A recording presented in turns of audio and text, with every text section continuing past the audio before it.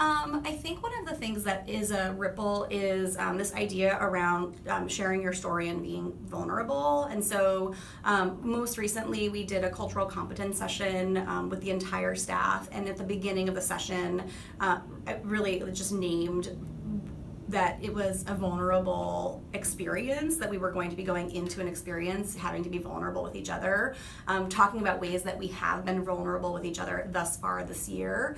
And it also gave people an opportunity to really get to know areas that have been harder for me.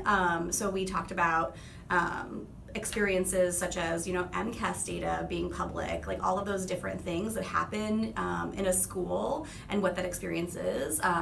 And obviously cultural competence is a really hard topic sometimes, and we really dug into the concept of privilege.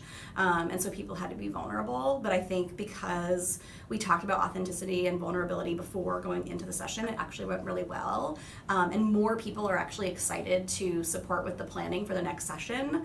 And I think if we hadn't actually leaned in and been more and been honest about how hard things like this are, it wouldn't have had the same impact.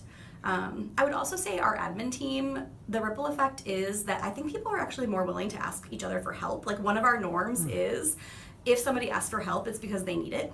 And I think that really came from being able to be really all in with each other. We normed that everyone works super, super hard, and so if they're asking for help, it's because they need it. And I have seen people ask for help when they need it more regularly, and then there's no sort of judgment or pushback, because we know that people really, really do need the help when they ask.